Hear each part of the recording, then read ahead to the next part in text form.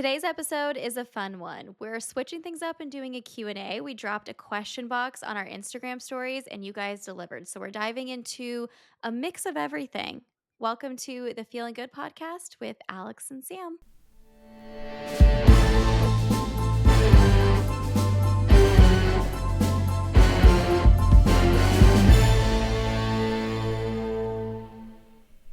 Welcome to the Feeling Good podcast where food and fitness is all about feeling good. I'm Alex. And I'm Sam. And today's a different one. It's our very first Q&A, which I'm excited for because we're going to cover a lot of different topics. But behind the scenes, this is our first episode that we've recorded in a second because Sam has been on vacation without me.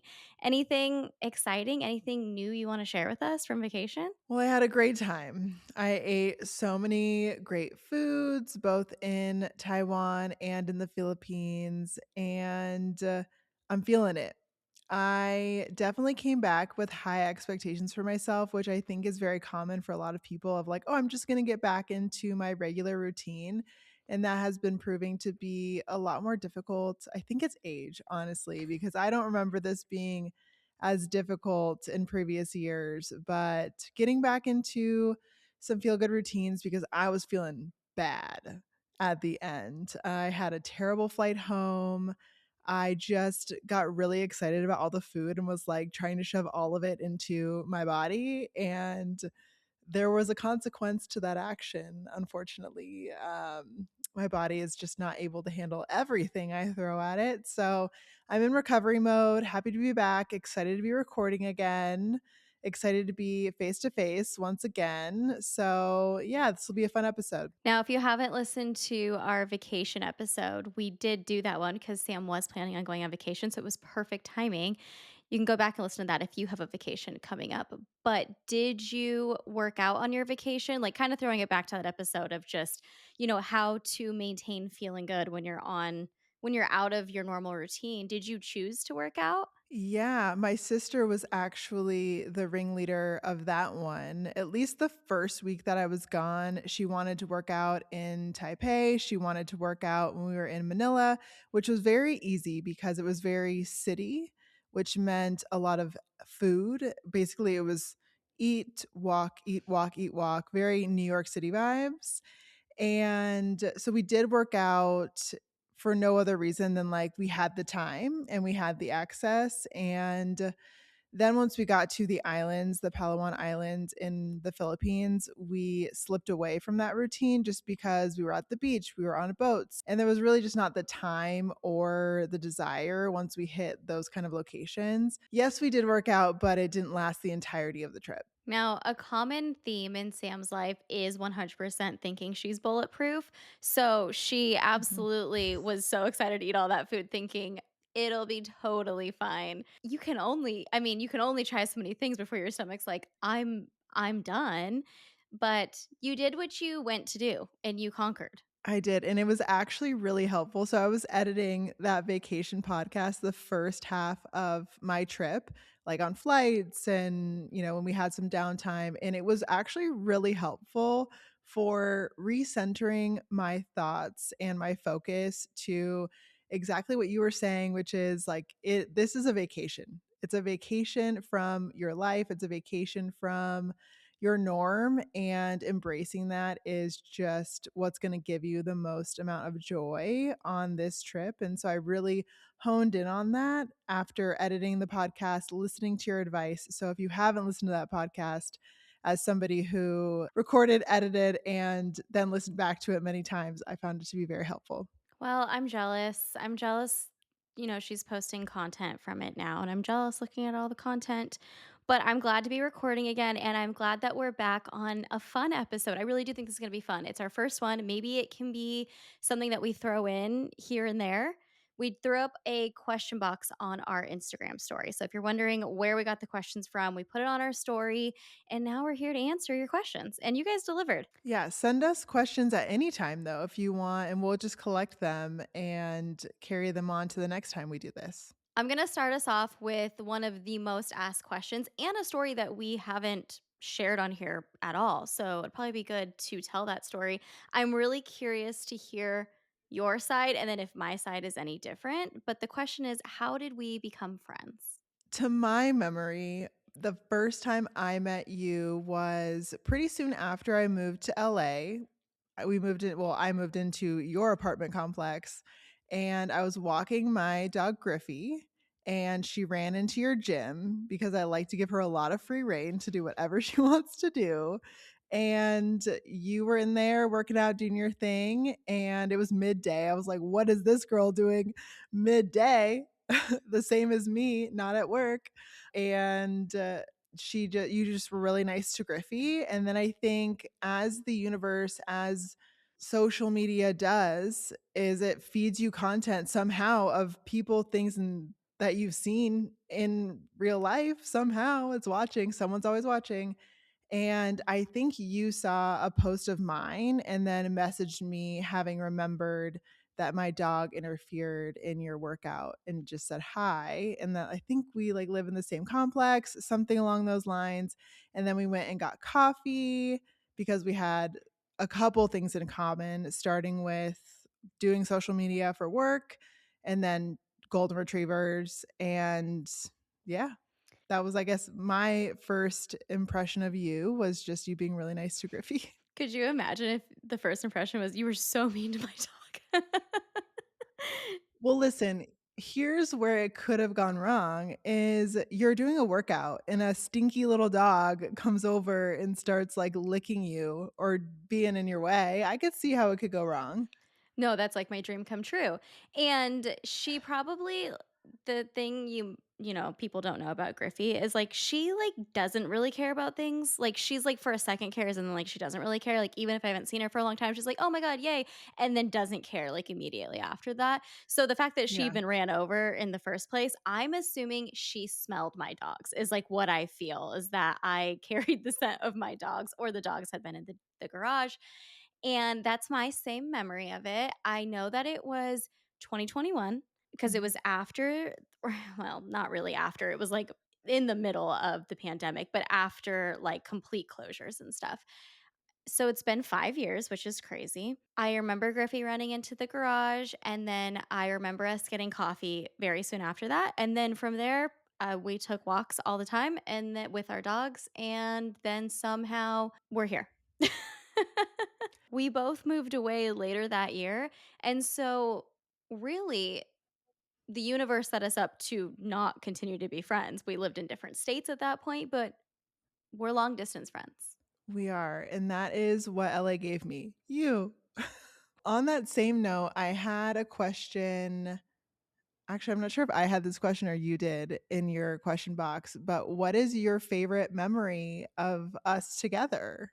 Yeah, that question came through for me. And I was like, oh, that's a really good question. I really like that question. It's a really hard question. In LA, we did a lot of eating, like a lot of trying. Sam was really in a burger phase. She would review all the burgers of Los Angeles. We ate so many burgers, so many really good burgers. And we've gone to Hawaii, we've gone to New York. And and we've had like great summers in California. I think that I'm gonna have to go with New York. What about you? That is super high on my list. And then I was like, you know what? Let me scroll through our photos together Okay. and see if I can jog a memory. Okay. And one of my favorite days was our first time in Hawaii. And we went up to the North Shore, and the weather was terrible. And we had some incredible food. Things were going great. And then all of a sudden, crazy winds. And the sand on the North Shore is like tiny pebbles. And we were just getting pelted by this rock sand. And it was just so funny because we were having such a great relaxing time, and then all of a sudden it was like this traumatic experience. It was fun in a very memorable way because I think any beach day that we have is usually pretty fun, especially when it's accompanied by some really good food. Like those are always my favorite days. And also just getting to experience the North Shore for the first time for me, and I think also for you, was also very memorable. Yeah, the first time in Hawaii was fun. That hurt so bad. I know. And then also we're trying to, like, get photos and make it look like we were not in the middle of this crazy weather just turnaround. So vacation, both of our memories are vacation though. New York was fun because I like specifically remember the I don't remember what New York called it, but it's where they closed down the roads and so everyone was biking and Summer streets or something like that? which what an experience to be in New York at the time where they're having summer streets and you can walk through the streets of New York City. I mean, memorable for sure. Love that one. And walking across the Brooklyn Bridge, getting our little frosé. It was a margarita, and I never have a frozen margarita, but you ordered a frozen margarita, and I'm like, "Okay, I'm changing my order, I want that." I'm usually like margarita on the rocks, and I'm like, "No, no, yeah, we're not on a beach vacation, it's fine, we're literally on the other side of the bridge. Perfect place for a frozen margarita," and it was memorable, so you were correct in that, it was also delicious. Okay, this is a fun one. What is your perfect day? What does it look like? This is actually a great segue from previous because I mentioned how much I love a beach day with great food surrounding it. And so my perfect day is basically that. It is a walk or some kind of movement in the morning. I love a walk to get a coffee, heading to the beach at some point, having a bear flag burrito. My favorite, the poke burrito is so good. So if I'm in California, that's where I'm going to go. If I'm not, it's might be like an acai bowl or just something to round out the day. You know, like you got your movement in, you got your relaxation in, and now you just need some really good food to round out the day completely. So that would be my perfect day to keep it really simple. What's yours? Okay, love that day. I'm gonna get a little bit more specific. I want to wake up kind of early. Like, I don't want to waste the day away. I want to wake up kind of early. Also, if I get to be really picky, it's blue skies, a gorgeous 72 degrees that day, 75 maybe. Wake up kinda early. I would love to go get a coffee. I would like to go get, like, a good coffee, so maybe a coffee that's out of my normal weekly routine. Let's say it's the weekend, so I wanna, like, drive into Laguna Beach and get rye goods, take the dog, make a walk out of it. Then, ideally, it's early enough for me to come back. I'd like to do a little workout in the garage. Again, gorgeous sunny day, so it's a little hot in there too, which is my favorite. From there, I can get to the beach early enough. Okay, I wanna get to the beach at, like, 11. That's, like, a time that I wanna get there. It gets way too crowded any later than that, so if I can, like, not have a hassle with parking, my day's even better. So I'm getting to the beach at, like, 11. I'm gonna be there for whatever, however long I want, a few hours, it's the weekend, who cares? Then, like Sam, I do wanna round that all out with some food. Bear flag would be great. Sometimes I don't wanna make the drive to do that. Something that's whatever I want takeout, basically, is what I'm saying. I am not cooking that day, I want takeout. And then I wanna be able to be on the couch relatively early, like 7, and I wanna be able to have enough time to watch a movie. That's my perfect day. I don't know how I would end my day, but I do think that, well, I'm going to add on to my perfect day of I want a sunset and maybe a cold treat. Like I want there somehow to be an ice cream machine on the beach. Someone just decided to like drive it on up, preferably like a soft serve. I love a soft serve or a gelato. I would also take that. While I totally agree, sometimes it's like you have this beach day, okay? You take that glorious everything shower after, and, like, the thought of then going back to the beach doesn't always sound that appetizing. So, that might have to be, Yeah. like, a that's Sunday. Like, the sunset and ice cream can be the next day, you know what I mean? Mhm. Yeah. I'm with you. But this is also perfect day, maybe last day.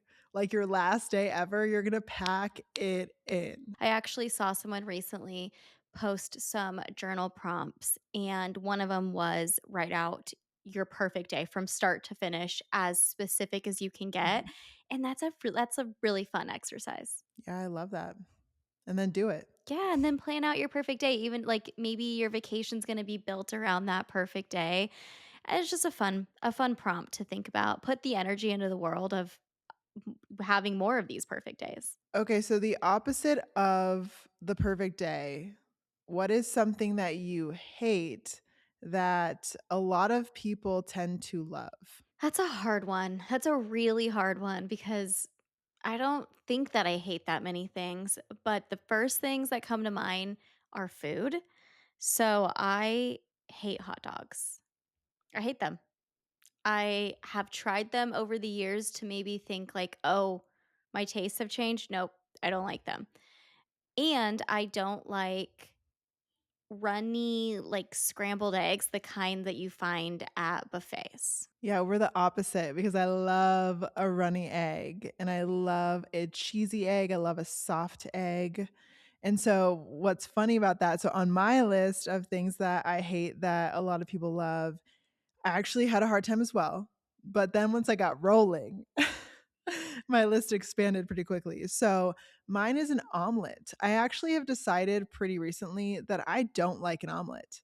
I prefer a runny egg.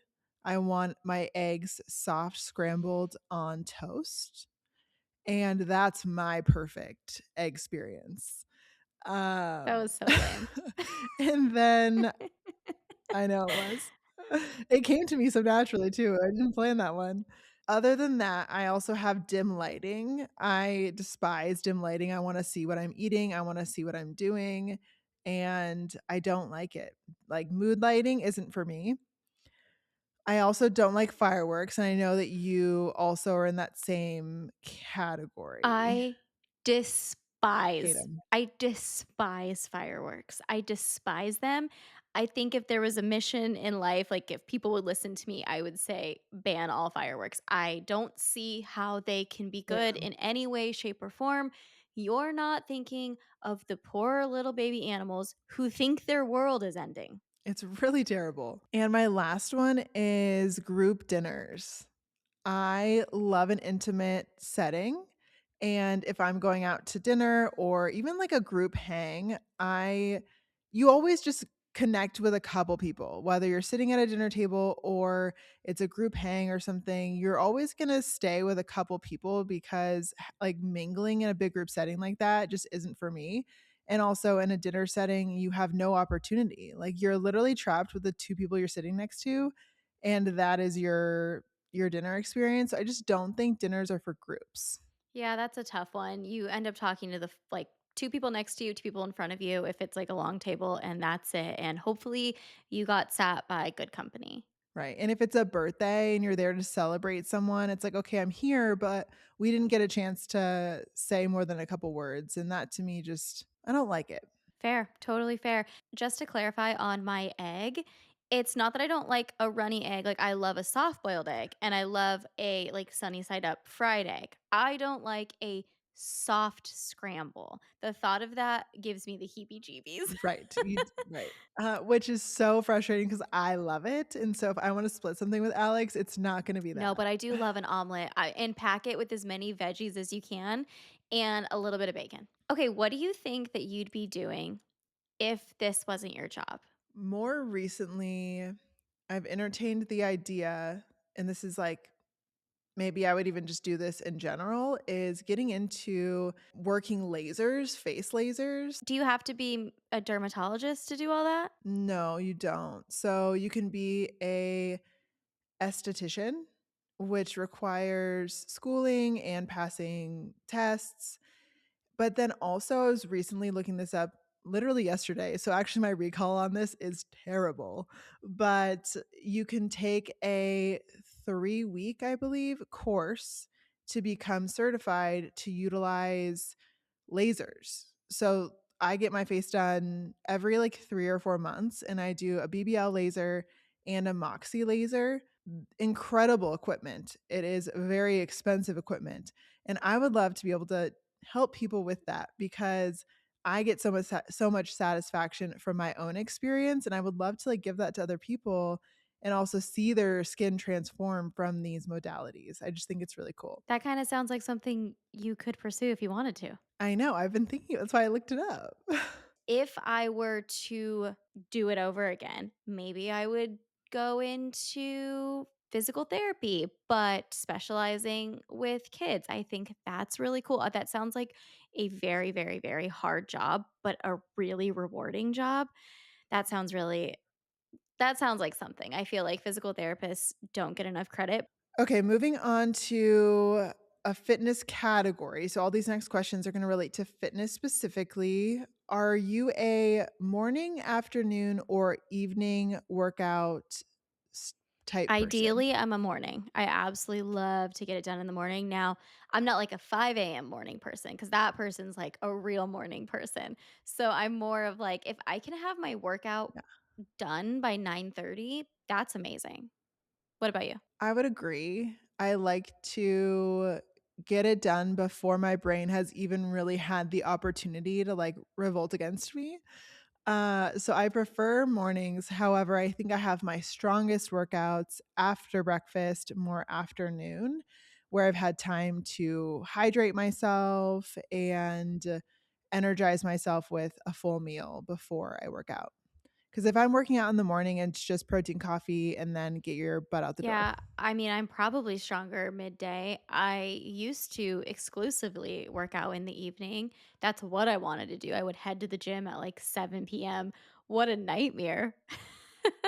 People give early morning workout people so much credit, but all the credit should go to anyone working out after a full day of work. I couldn't agree more. The people who pack their clothes and just head straight to the gym have so much determination. I am quite honestly dead at that point in my life. And the fact that they do that now, I'm assuming they maybe think the same about having to get up at like 4 a.m. for workout. So I feel like you're either one or the other. But I do believe I would rather get up early. Those people are so strong. Okay, actually, you guys should write in. Are you a morning or are you an evening person?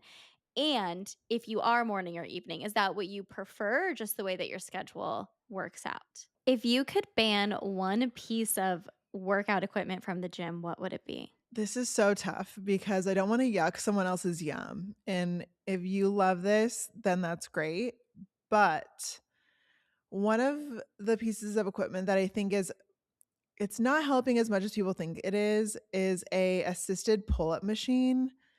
Pull-up bars are plentiful at a gym.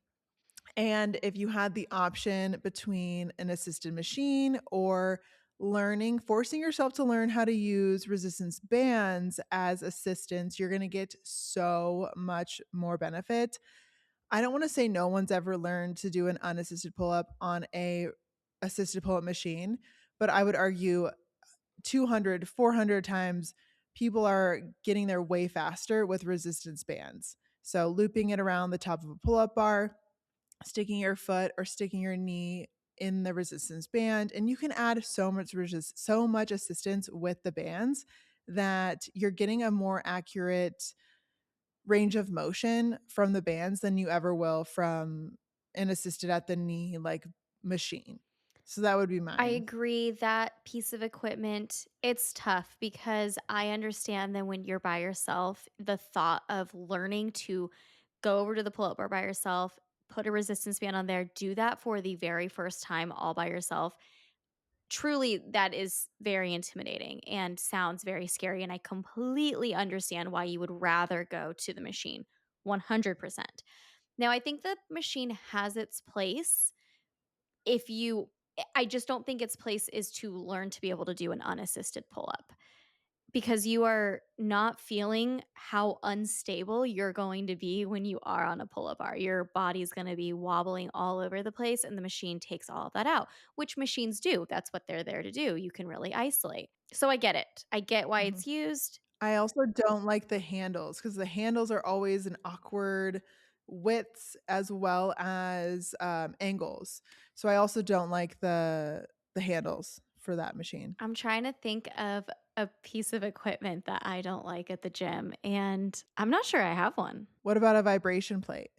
I actually think my gym has a vibration plate. When I was working at Lifetime, there were trainers that would throw people on there and have them do movements as a means to show them how bad they are, like, as a way to wake them up and be like, "See, you need me." It was the most manipulative thing, and same with a Bosu ball.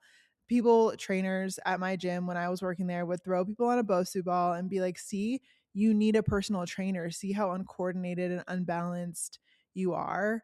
It was sick. What about an exercise that you would be like, this exercise should just be eliminated? Let's just go off of not because you think it's a bad exercise, but because you just don't ever want to do it again. Oh, how about a snatch or a clean or some kind of power or Olympic movement? To me, I'm just like, I think I'm past my prime where that's something that I want to do. Okay, if I had to eliminate one just because I really just don't wanna do it again, it truly would be barbell hip thrusts. I don't like them. I don't like them. I don't like setting no, What? listen, this is specific because I would get on the hip thrust machine or I would do a single leg hip thrust. I don't wanna set up a barbell. It's very Okay. specific to a barbell hip thrust. I don't want to set up for them. I don't wanna put them away. I don't wanna set up for them. I don't know if I'm alone in this, but that is the worst part of them. The setup sucks, but if you but what a treat it is to have a hip thrust machine. Oh my god, I have a hip the thrust machine best. at the gym I go to. I obviously don't have one at home, but I haven't used it. Crazy. That's all it like, if I was gonna go to the gym, that gym, for a yoga class, I'd be like, "I'm gonna get there 15 minutes early and just do a quick couple sets on the hip thrust machine." I'm gonna do that next time. How about a go-to workout song? The first song that comes to mind is Dedication by Nipsey Hussle. The next song that comes to mind is go ahead, throw yours in because I'm gonna think of their other ones. So, music and training. There's a couple of moments in my life that really stick out to me. I used to run to Miley Cyrus's Wrecking Ball album. What's that called? Bangers. Bangers. So I used to run to that album, and I don't mind a slower song, and it's kinda mixed in, and it's a little bit more ballady, but I loved that album, and I still love that album for training.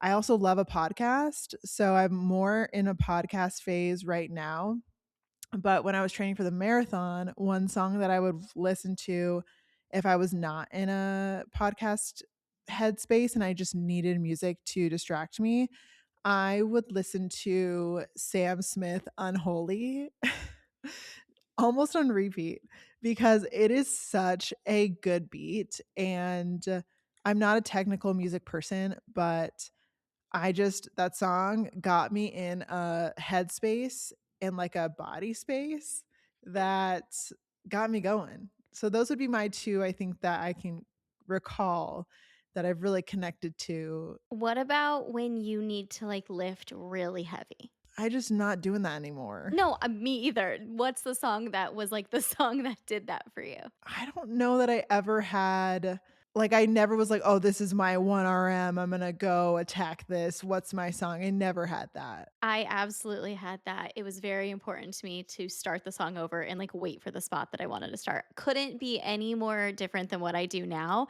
but I did at the time. So I said Dedication by Nipsey Hussle. That's a song that I listen, you're gonna blast that during a workout, you're gonna have a good workout. DMX, X Gon' Give It To Ya, gonna be a good song to pump you up. For running, I really like Taylor Swift's oh my god, why don't I know the name of any song? Oh, I really like Taylor Swift's The Man. That gets me fired up on a run. And I really like Unstoppable. That's a classic. Like you're running feeling unstoppable. What is it? By Sia, maybe? Yeah, I think you're right. If anybody listening has go-to songs, we also would love to hear them. At least like I want like more modern day bangers that I can lean into. I think we're showing our age here with some of our song selections. There's so many songs I'm not thinking of that I'm gonna kick myself later for not saying because it's just like, duh, that one's so good.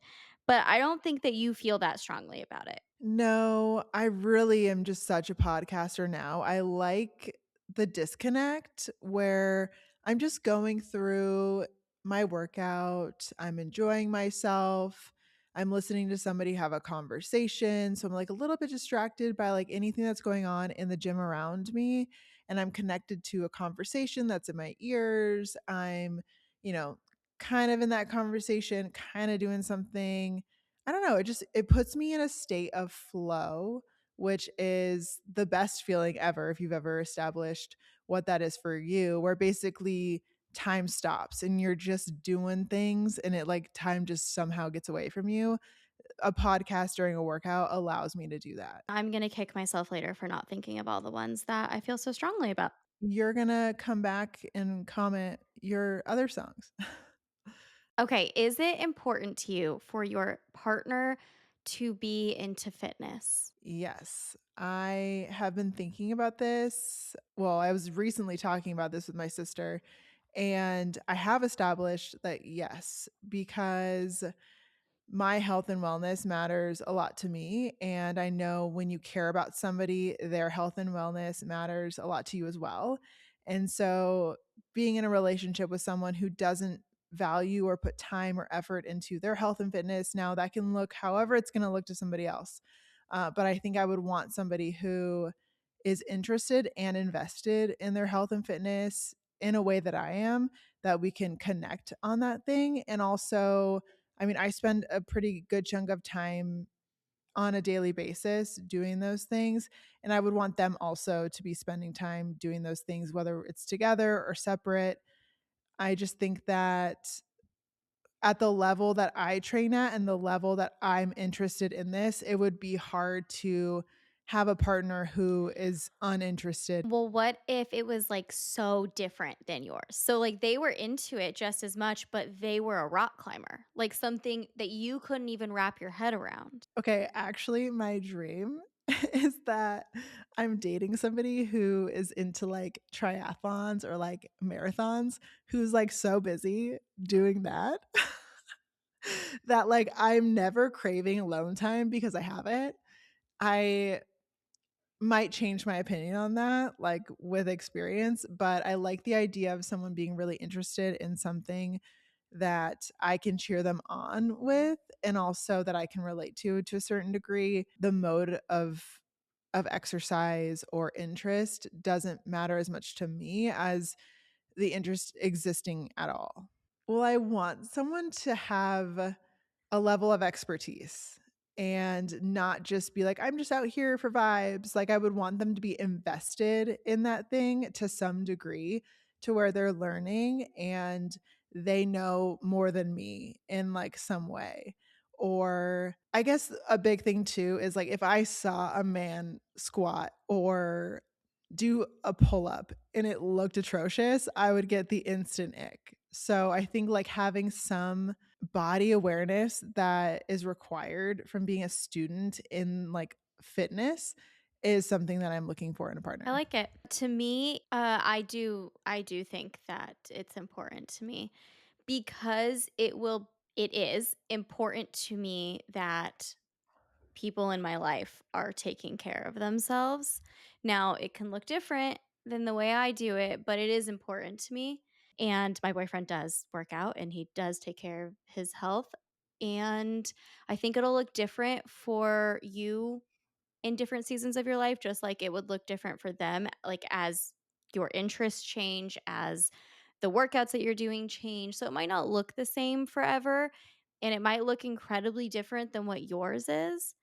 But I do think having like a baseline on the things that you value in your health and fitness, I think that's where it really comes down to is just having the baseline of the things that you agree on in your own lifestyle.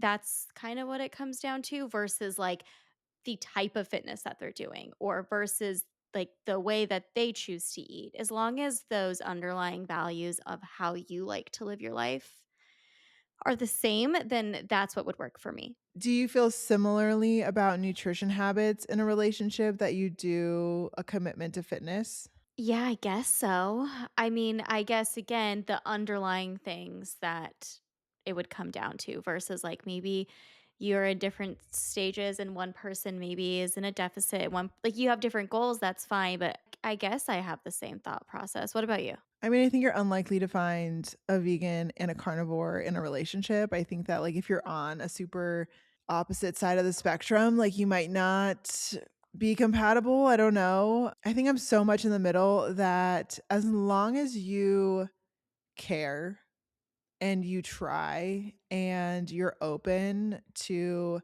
I don't know, prioritizing your health, I guess, that's all that really matters to me. However, if I'm dating somebody and they are a chronic DoorDasher or eat out person, like I'm such a meal prepper and I'm such a in the kitchen preferably, that would be something that I would want to assist with, because I also think that it's, like, very financially irresponsible to be spending all of your money on delivery fees. I think that it's just not the best way to take care of your health, but also, like, I mean, I have the time, like, I'd love to help you meal prep and, like, meal plan because it's better for you and you'd save so much money. I will just like right now, my boyfriend is meal prepping all of his meals. It's what he's choosing to do right now. And I don't do that. But Monday through Friday, that's what he wants to do right now for his own goals. Totally fine. Great for me. Eat whatever I want for dinners in this time. And that's fine. That's not very different. But again, as long as you have the underlying values of health and fitness and nutrition, then I think you can make it work. Yeah, I don't wanna be anyone's mommy. Like, I don't wanna be like, "Hey, you should go work out and take care of yourself," or, "Hey, you should swap this for that." I don't wanna be constantly nagging, for lack of a better word. I don't want that dynamic in a relationship. Like, I want someone who already prioritizes those things and we can connect on that, and I don't feel like I'm observing something that I don't love to see. Do you feel that you have the same nutrition habits as the rest of your family? No, not at all. They fly off the seat of their pants or whatever that saying is. They're much more reactive and I am much more proactive with my nutrition and I'm much more routine. I've talked about this before. I love a salad for dinner.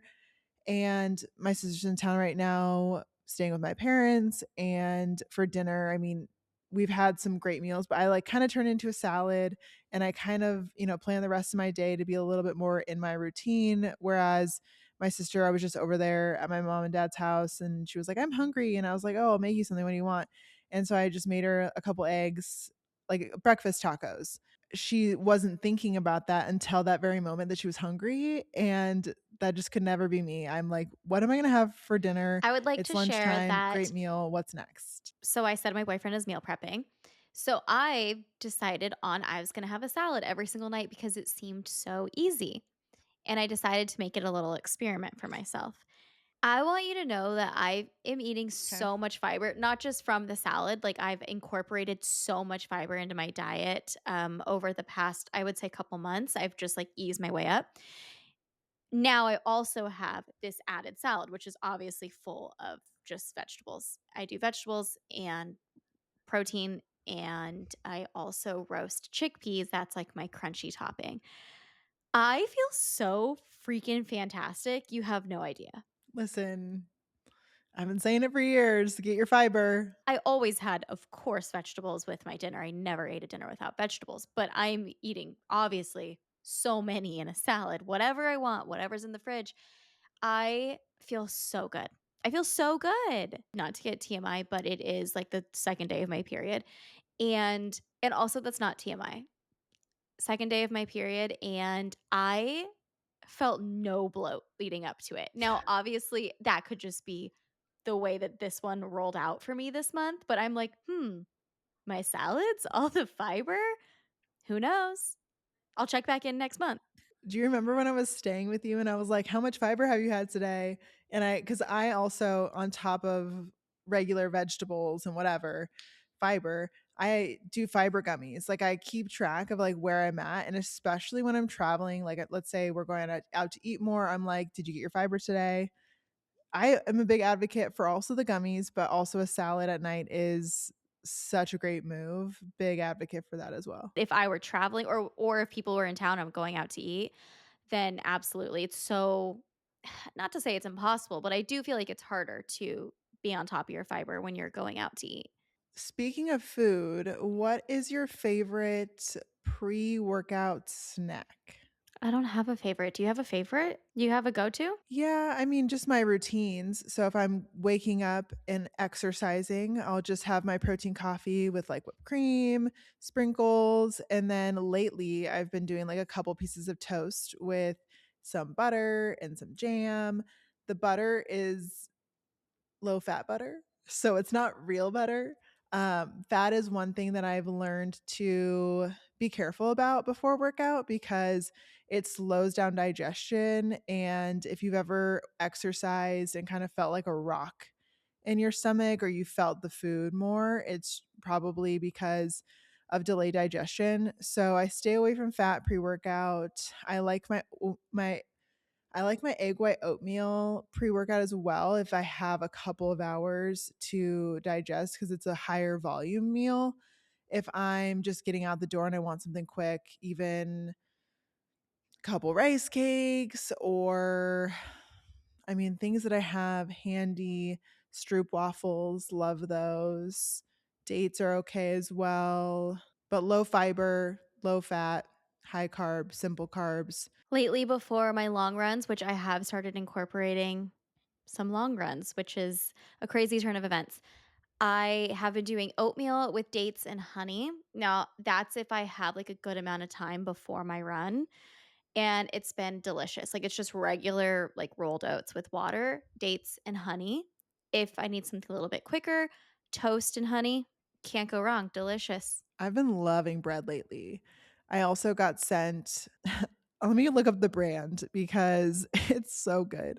So I just got sent some hazelnut spread. So basically Nutella from Good yeah, from Good Good, which is you find it at Sprouts, you can find it all over the place, but it's a reduced or no added sugar option. So they also have jams and jellies, which I also love, and just throw that on some bread, a tortilla even, a high fiber tortilla, you roll it up, turn it into a little snack, a little sweet snack. I'm always into bread. I love bread. And I can't believe I'm on a running journey again, which will bring more. I'm more intentional about my pre workout for a run because I truly run out of fuel. Like I can genuinely feel myself just completely run out of fuel versus I can get through a workout versus like with the meal that I Mhm. had before it. I'm not as intentional about it, but when it comes to running, I am very intentional about it because I will just stop running. Yeah, so I saw you did a 5-mile run. Did you fuel up mid-run? I think I can make it through an hour Mhm. running just fine. If I That's have interesting. my bowl of oatmeal with dates and honey, I'm fully set for that time. If I'm gonna be running anything over that for sure. So we'll talk more about that since I'm on a little bit of a running journey and I think I have a race this summer. What? This is news. A half. I know we haven't talked. A half. And you and I have something happening too, which we have a completely new thing for me, but you more experience on. We'll talk more about that later. We'll just leave it as a little Easter egg for now. Okay, I think this is a good question because people don't know when they are watching someone on social media when it comes to fitness, you know, you only share what you want to share. I don't mean you, I mean anybody who shares. So you can't really tell what's happening food-wise behind the scenes. Do you eat sugar? Do you drink alcohol? Or are those even things that you think about and you're like, maybe I won't do that, maybe I will do that? Tell me your thought process on both of those things. I do love a sugar substitute. I am frequently incorporating alternatives into my recipes, into my lifestyle. I carry Splenda packets with me to like put in my coffee when I'm like on the road and like on the go. So I do lean into that quite a bit, although it's more of a way for me to achieve balance because I love to go out to eat. I love to, for lack of a better word, indulge in really good food that is typically higher in sugar, higher in salt, higher in fat. And so I do try to interweave my alternatives where to kind of offset and balance and create a little bit more balance, I guess, for lack of a better word. It's kind of like I will always order a Diet Coke at dinner and then also dessert, right? Have you seen that?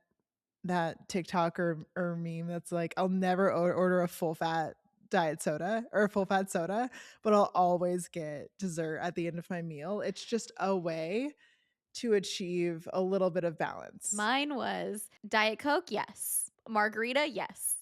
Like, we'll absolutely not drink a full sugar Coke. We'll absolutely slam a margarita. Right. So, like, you gotta pick where your priorities are, and, I mean, I do know some people are really sensitive to artificial sugars. I am not one of those people. My cousin gets incredible migraines from artificial sweeteners. Again, that ain't me.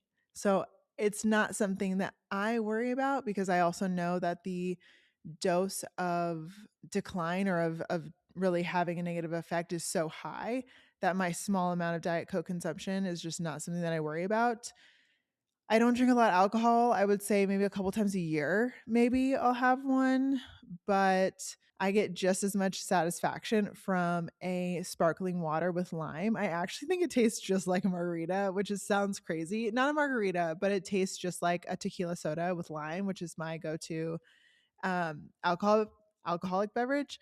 So I get just as much satisfaction from that. Of course, I'm not going to get a buzz, but like I get the refreshing aspect of it, which I think is half of the fun of some of those drinks is you're like, oh, like it gets you a little bit refreshed, I guess. Is that the word I'm looking for? But sugar, you're not I guess, like, the question probably is because they see people on social media say to stay away from sugar. You know, they're looking at the sugar on the back of something and saying, "There's sugar in this, I'm not gonna have it," or God forbid, fruit. Mhm. I swear to God, I have heard people say, like, "Oh, you know how much sugar is in that fill Mhm. in the blank?" And it's like, "Yeah, it's my peach." Like, I'm gonna keep eating my peach. So you're not against sugar, though? No, not at all. Or carbs in general. Love carbs, love sugar. The question I often get when I'm helping people understand macros on an individual level is how much sugar should I be consuming in a day? And my answer is always as long as you're within your fiber goal or a little bit higher. So for women, 25 grams is like the minimum per day. As long as you're hitting your fiber, I don't care as much. I don't care actually really at all how much sugar you're getting with the rest of your carbs.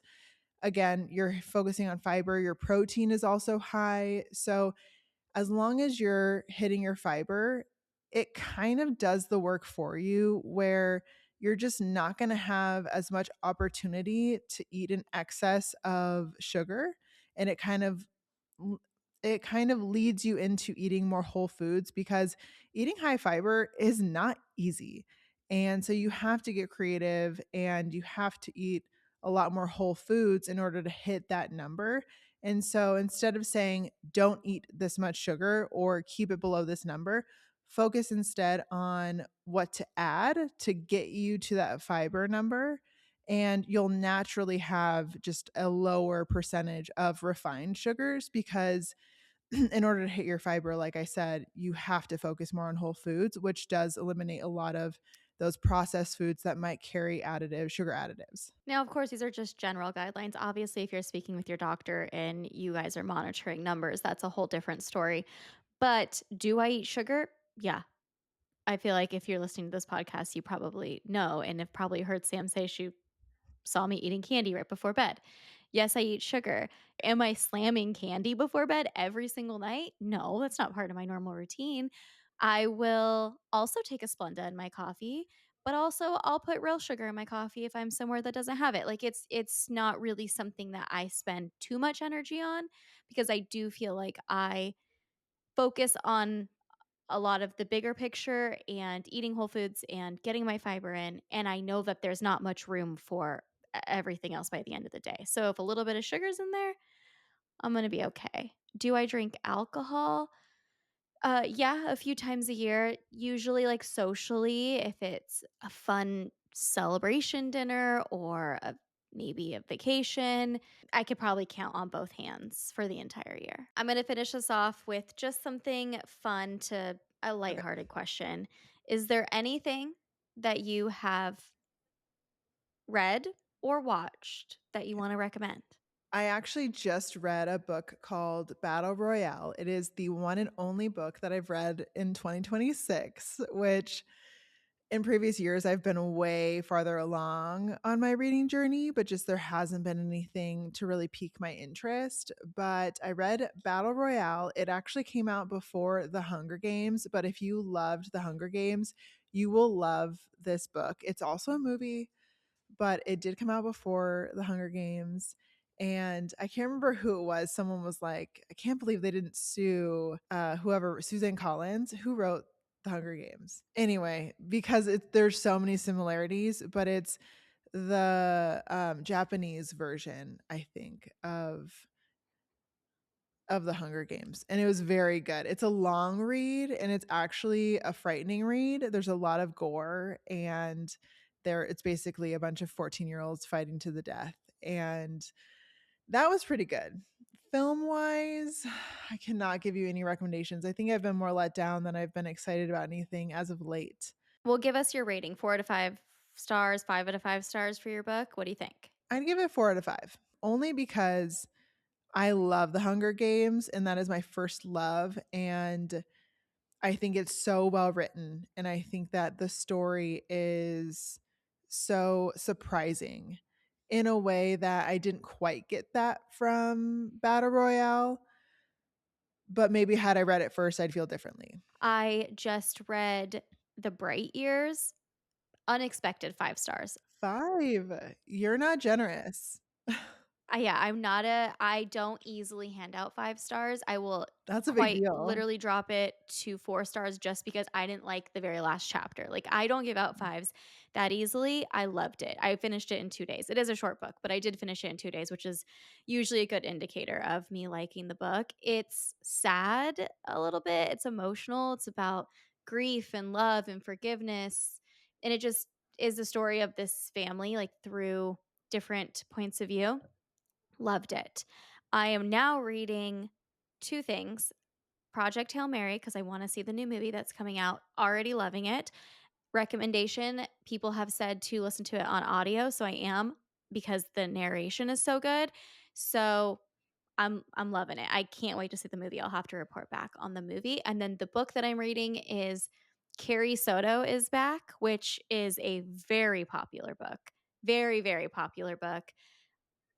And I have put it off for a long time. It's been on my TBR for ages, but for some reason, the fact that it's about tennis, like, just not interested, even though it has over like a million reviews. It's a very popular book.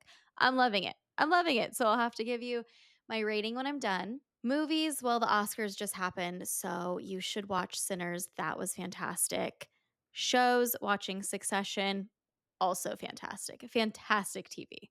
And that's all my recommendations for now. I could do a whole episode on just my favorite books. And maybe we will have to incorporate that more because I do have some favorites that I would love to list. Favorite books, TV, media in general. Getting outside of social media, I think, is so healthy.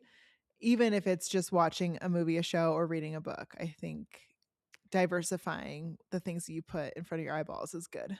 Well, let us know if we should do more Q&As because that was fun. Maybe we can do it every, I don't know, every few months. And we'll pop a question box on our stories and you can drop the questions there. But like Sam said, drop a question at any point in the comments for any topic you want us to cover. Maybe we can do an entire episode on it. All right. That's it for today. Take what you need from this episode, leave the rest, and trust that you're doing better than you think. Thank you for being here. If you like this episode, please rate and review. We'll talk to you soon. And until then, keep feeling good.